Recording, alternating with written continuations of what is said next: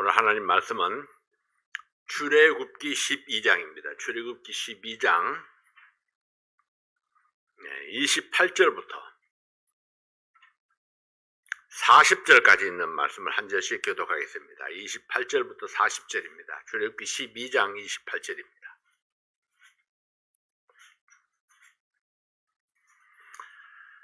이스라엘 자손이 물러가서 그대로 행하되 여호와께서 모세와 아론에게 명하신 대로 행하니라.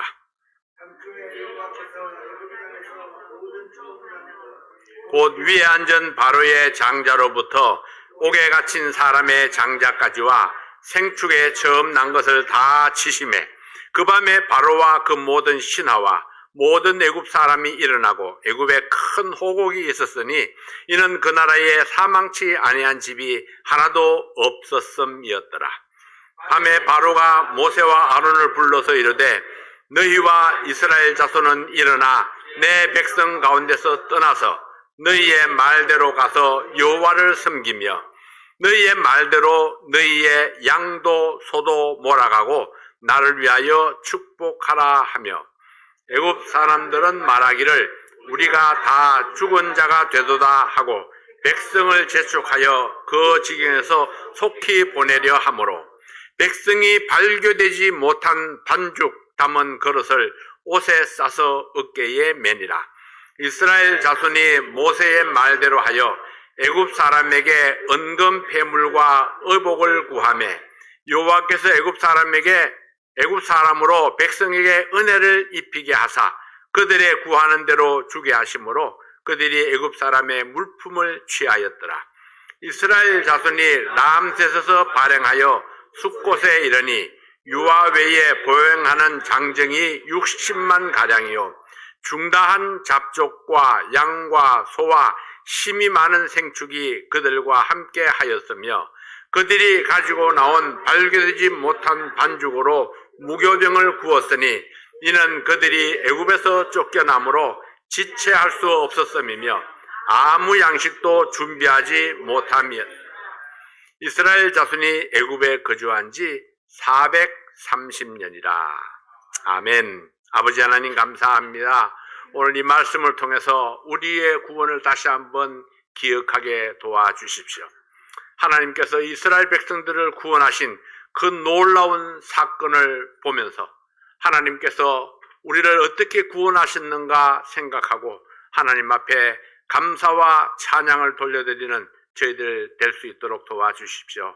예수님 이름으로 기도하옵나이다. 아멘. 드디어 이스라엘 백성들이 애굽을 떠나게 됩니다.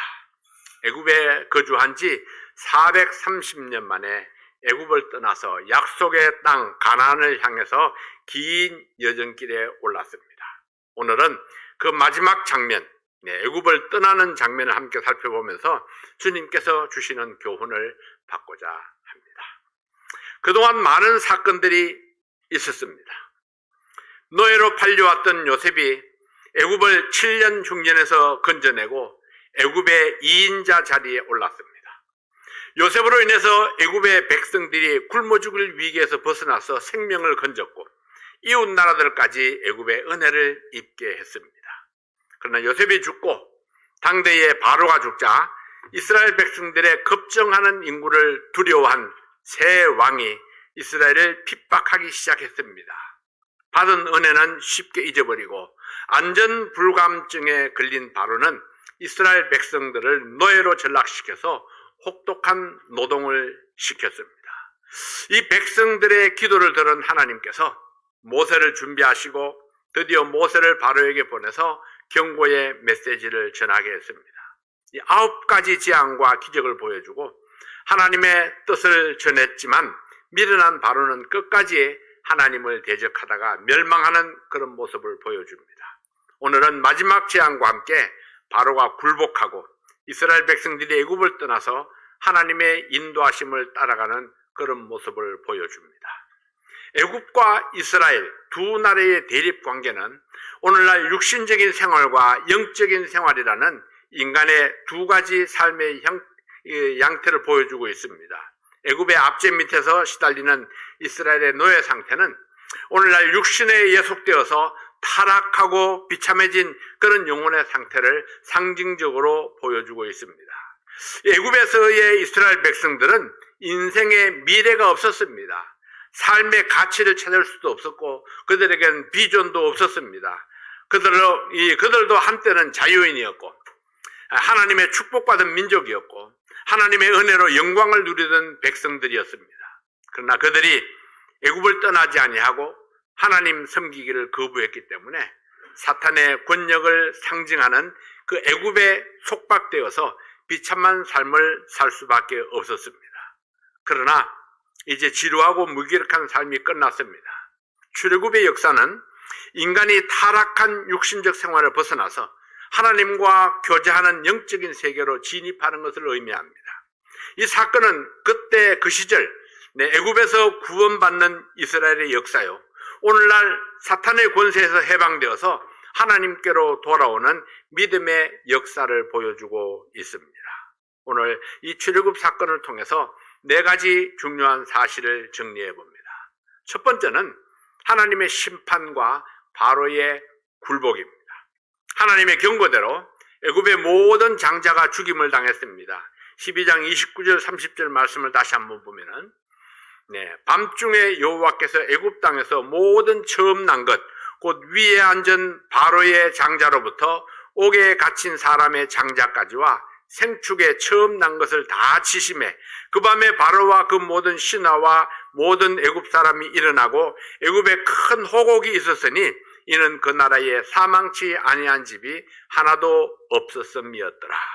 애굽의 전국에 집집마다 장자가 죽었고 심지어 옥에 갇힌 사람들까지 한 명도 예외 없이 모든 장자가 다 죽었습니다. 집집마다 애통하며 곡하는 소리가 온 땅을 덮었습니다. 바로의 장남이 죽었고 바로의 모든 신하들의 장남들이 죽었고 백성들의 집집마다 장남들이 죽어서 온 나라가 초상집이 되었습니다. 이것이 보통 사건입니까? 온 나라가 두려움에 떨었습니다. 이것은 이미 예고된 죽음이었습니다. 밤중에 모세와 아론에게 바로의 명령이 급하게 전달됩니다. 12장 31절부터 33절에 있는 말씀을 보면은 밤에 바로가 모세와 아론을 불러서 이르되 너희와 이스라엘 자손은 일어나 내 백성 가운데서 떠나서 너희의 말대로 가서 여호와를 섬기며 너희의 말대로 너희의 양도 소도 몰아가고 나를 위하여 축복하라 하며 애굽 사람들은 말하기를 우리가 다 죽은 자가 되도다 하고 백성을 재촉하여 그 지경에서 속히 보내려 하므로 언제는 못 가게 붙들고 있다가 이제는 빨리빨리 떠나라고 그렇게 재촉을 하죠. 이스라엘 자손들은 일어나서 내 백성 가운데서 떠나라, 지체하지 말고 떠나라, 너희 말대로 다 가지고 떠나라 했습니다. 그리고 하나님이 이 저주에서 우리를 건져주시도록 축복하라, 그렇게 부탁을 합니다. 애굽 백성들도 이스라엘 백성들이 빨리 떠나도록 재촉했습니다. 너희들에게 필요한 것이 무엇이냐? 이 백성들의 요구에 따라서 은금 폐물을 주면서 빨리 떠나가라고 부탁을 합니다. 애굽 사람들에게는 끔찍한 밤이었습니다. 고통스럽고 슬픔에 정신을 잃을 지경이었습니다. 수십만의 장남들이 하루아침에 죽은 광경을 한번 상상해 보십시오. 코로나 때는 아무것도 아니죠. 엄청난 그런 죽음이 애굽의 전국에 일어나게 되었습니다. 이 성경을 읽으니까 별로 현실감이 안 나죠. 근데 실제적으로 집집마다 죽어가지고 온 동네가 전부 집집마다 다 초상집이라고 한번 생각해 보세요. 엄청난 그런 일이죠. 이것은 어느 특정한 집안의 문제가 아니었습니다. 권세 있는 왕이나 대신들이나 큰 부자들까지 대책 없이 장남의 죽음을 지켜볼 수밖에 없었습니다. 두렵지 않은 사람이 있었을까요? 또 무슨 일을 당할지 예측할 수도 없습니다. 요행도 없고 예외도 없었습니다. 애굽에 속한 모든 장자가 죽임을 당했다는 것은 하나님만이 할 수 있는 심판이었고 경고하신 말씀대로 한치의 오차도 없이 이루어진 사건입니다.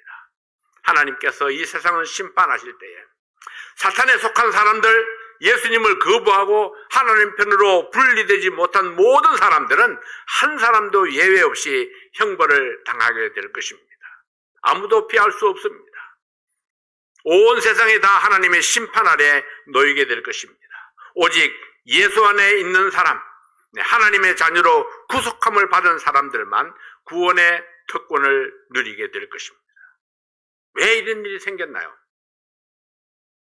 하나님을 선택한 사람과 그렇지 못한 사람의 차이입니다.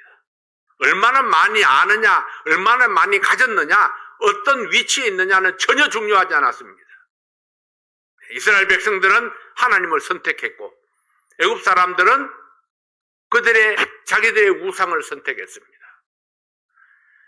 우리가 구원받는 것이 그러하죠. 하나님을 선택하는 것, 예수님을 나의 주님으로 선택함으로 내가 하나님의 자녀로 거듭나는 그런 축복을 누릴 수가 있었습니다. 우리 한국에서 온 이성현 씨 그리고 아들 주호, 지난 월요일 날 저녁에 구원받았습니다. 주호는 아버지를 구령하는 모습을 보고 아버지가 기도할 때 자기도 같이 기도했습니다. 선택한다는 것, 예수님을 선택한다는 것은요, 우리의 새로운 인생을 선택하는 것입니다. 새로운 삶을 선택하는 거죠. 그래서 이 하나님 편에 선다는 것이 얼마나 귀한 것인가, 얼마나 놀라운 축복인가, 얼마나 놀라운 기적인지를 모릅니다. 두 번째로 하나님의 백성들에게 주신 축복입니다. 하나님의 말씀에 순종하는 자에게 넘치는 축복을 주셨습니다. 애굽의 모든 집에서는 호곡 소리가 진동할 때에 이스라엘 백성들에게는 소망을 향하는 준비가 이루어지고 있었습니다. 절망과 소망, 이것이 불신자와 믿는 자의 차이입니다. 세상 모두가 절망에 빠져도 하나님의 백성에게는 소망의 빛이 있었습니다. 현실적인 상황을 보면은 애굽 사람들에게 무엇을 구한다는 것이 어려웠습니다. 그러나 이들은 하나님의 말씀을 생각하고 순종을 선택했습니다. 하나님께 대한 순종은 환경이나 내 감정에 구속되지 아니합니다. 출애굽기 12장 35절 36절 말씀에 보면은 이스라엘 자손이 모세의 말대로 하여 애굽 사람에게 은금 폐물과 의복을 구하매 여호와께서 애굽 사람으로 백성에게 은혜를 입히게 하사 그들이 구하는 대로 주게 하심으로 그들이 애굽 사람의 물품을 취하였더라. 하나님께서 애굽 사람으로 백성에게 은혜를 입히게 하셨다, 이렇게 말씀을 합니다. 하나님께서 은혜를 입히게 했습니다. 하나님께서 애굽 사람들의 마음을 감동해서 은금 폐물을 이스라엘 백성들이 요구하는 대로 주도록 그렇게 역사하셨다는 이야기입니다. 물론 그들은 구원받지 않은 사람입니다. 하나님의 백성이 아닙니다. 그럼에도 불구하고 하나님께서는 하나님의 백성을 위해서 이방인이라도 감동해서 내 백성에게 물품을 공급하도록 하시는 하나님, 철저하게 하나님께서는 내 백성 중심입니다. 그래서 이방을 쳐서 내 백성을 세우고 이방을 사용해서 내 백성을 징계하기도 하지만은 그 이방을 통해서 내 백성에 필요한 것들을 공급하시기도 하시는 하나님이십니다. 하나님의 계획에 따라서 하나님께서 애굽 사람들에게 역사하신 결과입니다.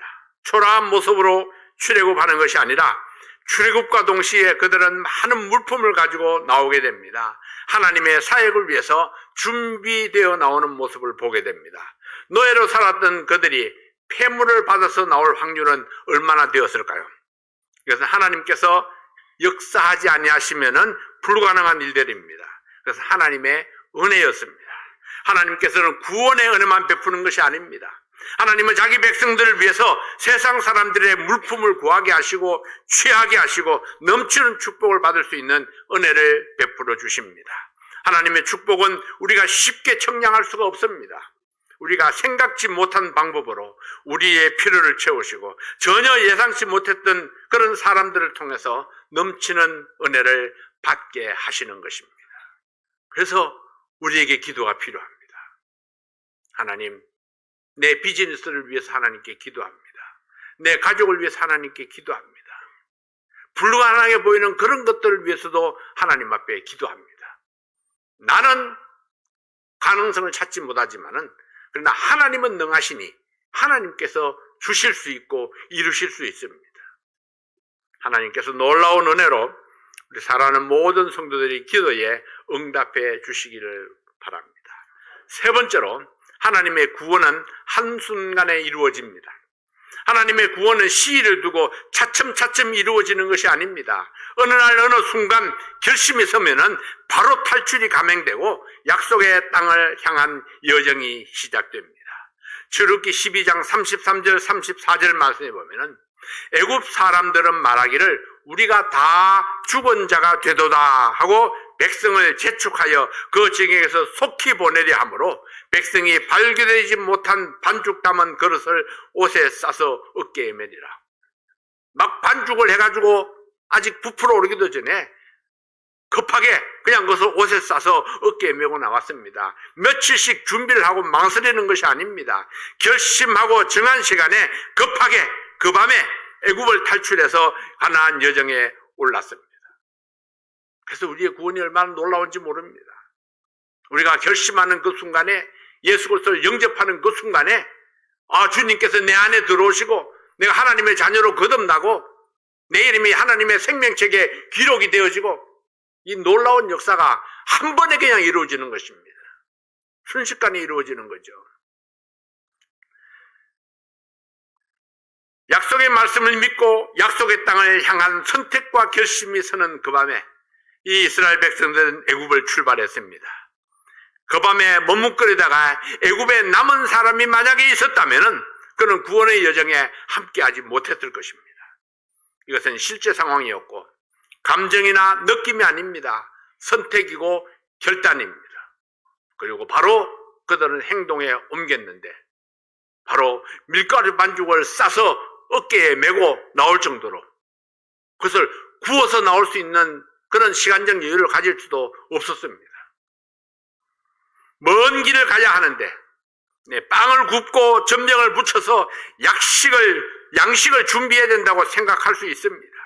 그러나 아직 부풀지 못한 밀가루 반죽을 그대로 그릇째 싸서 어깨에 메고 나왔습니다.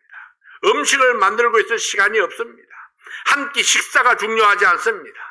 하나님께서 말씀하시는 그 시간에, 지금이라고 말씀하시는 그 순간에 자리를 박차고 일어나야 하는 것입니다. 이와 같이 악의 소굴에서, 죄의 사슬에서 벗어나는 것은 차츰차츰이 아니라 단숨에 결단하고 나와야 하는 것입니다. 성령께서 깨달음을 주실 때에, 말씀이 내 마음을 감동해 주실 때에, 내가 기도의 필요성을 느낄 때에 즉시로 그 자리를 박차고 일어나서 회개하고 돌이켜야 합니다. 이것은 우리가 얼마나 빨리 즉각적으로 성령의 요구에 응답해야 하는가를 잘 보여주고 있습니다. 네 번째로, 하나님의 구원은 완전합니다. 하나님의 구원은 부분적인 것이 아닙니다. 완전하게 모든 죄와 모든 형벌에서 완전하게 구원해 주십니다. 하나님께서는 이스라엘 백성들에게 속한 것 중에 하나도 빠짐없이 다 끌고 나오도록 했습니다. 출애굽기 10장 31절 32절 말씀에 밤에 바로가 모세와 아론을 불러서 이르되 너희와 이스라엘 자손은 일어나 내 백성 가운데서 떠나서 너희의 말대로 가서 여호와를 섬기며 너희의 말대로 너희의 소도 양도 소도 몰아가고 나를 위하여 축복하라. 우리가 하나님께로 나아갈 때에 내게 속한 모든 것이 함께 가야 합니다. 나의 생명뿐 아니라 나의 재능, 나의 가족, 나의 물질, 나에게 속한 모든 것들이 함께 가야 합니다. 여러분, 함께 간다는 것은 그 모든 것들의 존재 목적이 하나님이 되어야 한다는 뜻입니다. 나의 삶의 목적이 하나님이요, 내 가정의 목표가 하나님의 영광이요, 내게 있는 물질이 하나님의 영광을 위해서 존재하도록 하는 것입니다. 하나님께서는 내게 속한 모든 것을 기뻐하시기 때문입니다. 하나님께서 내게 속한 것 중에 무엇을 사용하는지 모릅니다. 내 아들이나 내 딸을 사용하실 수도 있습니다. 내 재능이나 내 가족의 재능을 사용하실 수도 있습니다. 내게 맡기신 사업이나 물질을 사용하기 원하십니다. 그러므로 우리는 항상 준비하고 있어야 합니다. 우리에게 속한 모든 것이 하나님의 것이요, 하나님께서 흥하게도 하시고 망하게도 하실 수 있습니다. 하나님의 나의 모든 것을 하나님께 맡길 때에 하나님의 계획과 섭리에 따라서 필요대로 사용해 주실 것입니다. 이것이 바로 하나님께서 기뻐하시는 구속받은 성도의 삶입니다. 이 사건에서 하나님께서 주신 새로운 명령이 무엇입니까? 출애굽 이후에 처음으로 주신 명령입니다. 유월절을 지키라 했죠. 유월절을 지키라. 네. 유월절이 무엇입니까? 유월절은 이스라엘 백성들이 출애굽하는 그날에 하나님의 심판에서 구속받은 것을 기념하는 절기입니다. 너희를 구원하신 하나님을 잊지 말라 하는 거죠. 죄악된 세상에서 구속받은 것을 기념하라. 네, 나를 구원해 주신 하나님을 찬양하고 그 은혜에 감사하는 삶을 살아야 한다고 강조했습니다. 잊어버리지 않도록 매년 그날을 기억하고 유월절을 지키라 했습니다. 여러분, 우리 육신이 태어난 생일은 잊지 않고 촛불을 켜고 케이크를 자르고 기념하죠. 자기 생을 잊어버리는 사람이 별로 없어요. 네, 자기 생일을 열심히 잘 기념합니다. 네, 몰라주면은 달력에다 막 동그라미를 크게 그리기도 하고 빨간 글씨를 써놓기도 하고 그러죠.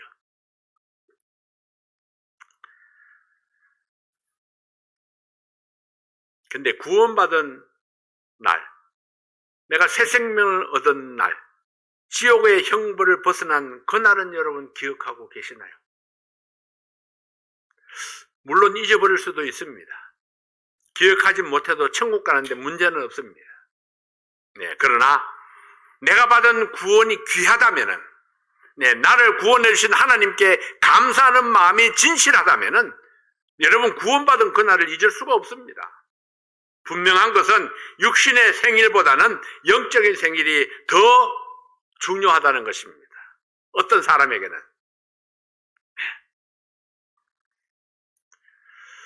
근데 이 의식에 참여하는 모든 사람은 할례를 받아야 된다고 말씀하셨습니다. 그럼 할례가 무엇입니까? 할례는 곧 성별입니다. 성별. 하나님의 은혜로 구속받은 백성들, 육신적인 삶에서 영적인 삶으로 돌이킨 사람들은 당연히 성별된 삶을 살아야 합니다. 성별되지 아니하면, 세상 사람들과 다르지 아니하면은 그는 또다시 죄악에 빠질 위험이 있기 때문입니다. 왜 우리가 문화적인 성별을 요구하나요? 왜 우리가 옷차림에도 차별화를 요구하나요? 왜 우리가 머리나 외모에도 차별을 요구하나요? 경계선에서 멀리 떨어지지 아니하면은, 확실하게 다르게 생각하고 다르게 행하지 아니하면은 우리는 사탄의 유혹에 말려들기 때문입니다. 조금씩 양보하다 보면은 나중에 가면은 완전히 그냥 흡수돼 버리는 그런 모습들을 보이게 되는 것입니다. 구별된 삶을 통해서 하나님께로 나아가야 합니다. 구속하신 하나님의 은혜에 감사합니다. 하나님께서 내게 주신 모든 것으로 감사의 마음을 나타내야 됩니다. 출애굽기 12장 49절 말씀에 보면은 본토인에게나 너희 중에 우거한 이방인에게나 이 법이 동일하니라 하셨으므로, 네, 이스라엘 백성들이 출애굽할 때 많은 이방인들이 함께 했었습니다. 인종과 이념을 넘어서 하나님의 은혜는 모든 사람 앞에 동등합니다. 누구든지 어떤 직업을 가졌든지 예전에 어떤 삶을 살았든지 부자나 가난한 자나 남자나 여자나 누구든지 여호와를 섬기고자 하는 모든 사람에게 하나님의 은혜가 임할 수 있습니다. 문제는 스스로 성별되어서 하나님께로 나와야 하고 하나님의 은혜를 받아야 합니다.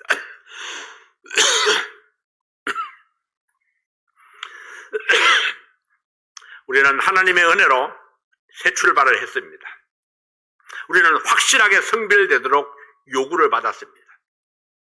또 당연한 것입니다. 받은 은혜가 너무나 크기 때문입니다. 나의 6월절은 언제입니까?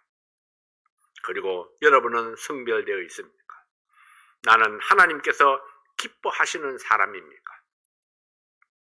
네, 출애굽 사건을 생각하면은 언제나 나의 구원을 떠올릴 수 있어야 됩니다.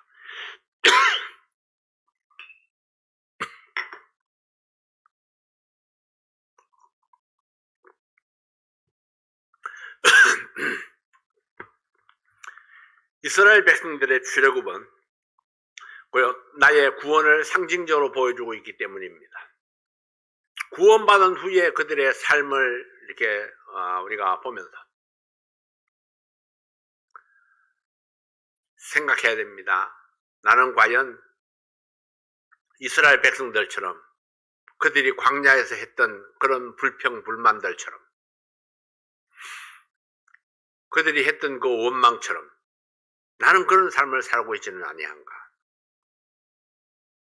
하나님께서 그토록 원하시는 대로 내가 기뻐하고 감사하고 오늘도 하나님께서 이루실 그 모든 일들을 믿음으로 바라보는 그런 삶을 나는 살고 있는가? 우리 자신들을 날마다 돌아볼 수 있어야 할 것입니다. 여러분, 생일을 기념하듯이 우리 구원받은 날을 생각하고 우리 하나님 앞에 그 날을 기념하고 감사하는 시간들을 가진다면은 그때 내가 마치 구원 간증을 다시 쓰는 것처럼 내 구원을 뒤돌아볼 수 있는 그런 기회가 될 수 있을 것입니다. 기도하겠습니다. 아버지 하나님, 하나님의 은혜를 감사합니다.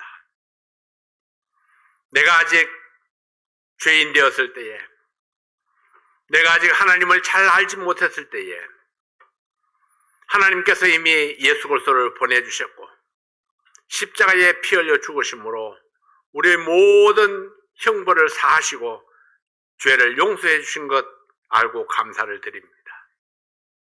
아버지 하나님, 이제 부활하신 그 예수님을 내 마음속에 영접함으로 내가 하나님의 자녀로 거듭나는 축복을 받았습니다. 하나님께서 나에게 원하시는 것이 무엇인지 생각해 봅니다. 하나님께서 나에게 원하시는 첫 번째는 하나님의 은혜에 감사하고 구원을 기념하는 것입니다. 그리고 또 하나 더 있다면은 하나님께서 우리에게 주신 사명을 감당하는 삶을 사는 것입니다. 땅끝까지 이르러 복음을 전하라 하셨는데 내 구원의 그 놀라운 은혜와 축복과 기적들을 땅끝까지 전파하는 그 일에 우리의 남은 삶을 드릴 수 있도록 도와주시옵소서. 오늘도 나를 구원하신 주님 앞에 감사드리며 우리 주 예수 그리스도의 귀하신 이름으로 기도하옵나이다. 아멘.